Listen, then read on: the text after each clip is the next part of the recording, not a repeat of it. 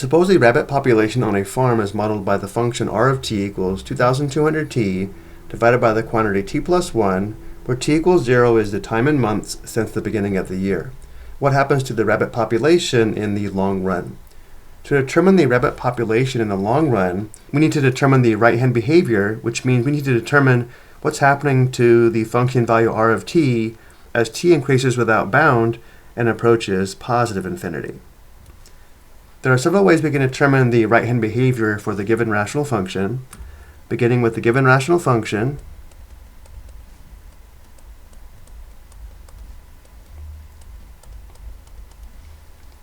to determine the right-hand behavior, we only have to consider the term in the numerator and denominator with the highest degree, which should make sense because adding 1 to t as t approaches infinity will have almost no impact on the quotient.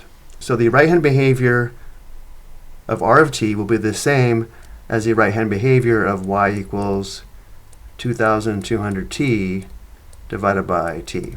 And then from here, we can actually simplify because t divided by t simplifies to 1, which gives us y equals 2200, which is what r of t approaches as t approaches infinity. So the right-hand behavior is, as t approaches infinity, r of t approaches 2200.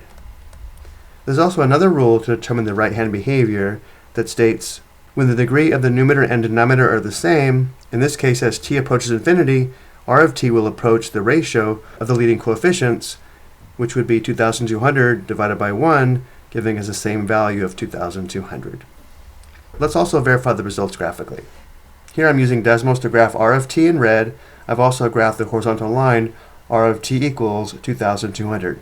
And notice as we move right along the graph, or as t approaches infinity, we can see r of t is approaching the horizontal line where r of t equals 2200.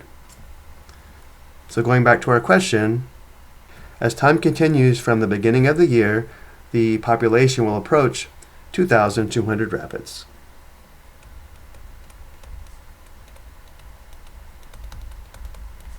I hope you found this helpful.